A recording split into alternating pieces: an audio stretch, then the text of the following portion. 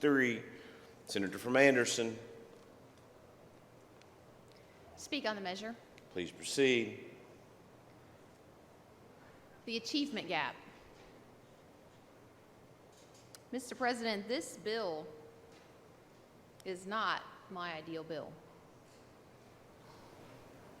In fact, I'd like to remind our listeners, if we're worried about funding, there are a number of concerns related and unrelated to this bill, but what few people know and perhaps hasn't been brought out, at least on this floor, is that the public education system already pays or is required to pay private schools for education. And that happens when there are special needs that we cannot handle ourselves. Mr. President, this is a large state. There's a large number of people involved, and everyone here knows the Constitution requires us to provide a system of common schools. However, common schools don't have every perfect availability to them because we have to do it at such large scale. And in some cases, there's a small minutia out there that has fallen through the cracks. And so I bring up the achievement gap because the minutia is getting larger. Special needs aren't just visible, sometimes they're invisible. And worse, and most sadly, sometimes we don't find out until it's almost, or in fact, too late to actually solve them the way they should have been solved. And if there is an Exhibit A to this point, Mr. President, that is 2020 and the 21 school year that we are going through and have gone through this past year, where the likes of how many thousands and millions of kids have not had the education that, frankly, we were owing to them. The achievement gap. Normally, I would be trying to get all of my numbers together. In fact, I was working on that this year, trying to get the numbers together, because as I heard that this measure was at least being introduced, I wanted to figure out, how do we do this? What's the right way? Wasn't a huge fan of how it was situated. I understand this has kind of been up and around, and I thought maybe I could lend a hand to figuring out what the real right answer was. But I have to admit, this year, if we're going to try to get a system stood up to help achievement gap, which we've got a great gap already in this past year, the year is a gap.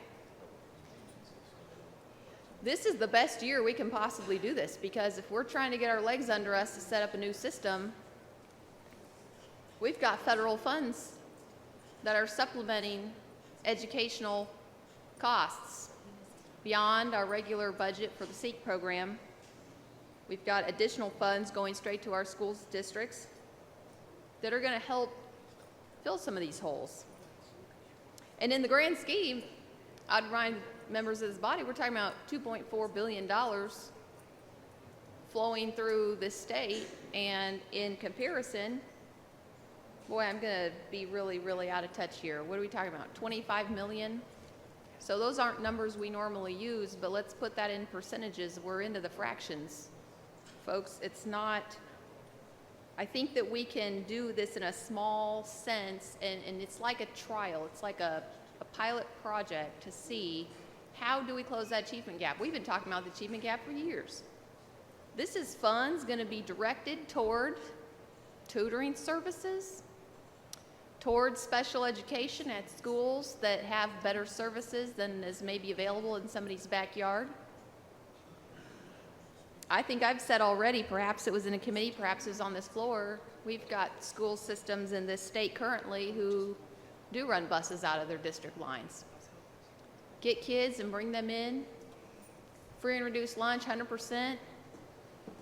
It's a great work that's going on, but that is like in one district and or maybe a few, and we need this to be a lot more accessible and available. And not every school either has the gumption, the ability, or the whatever that it takes to add these extra services that we could be doing. I think this is an opportunity we have before us.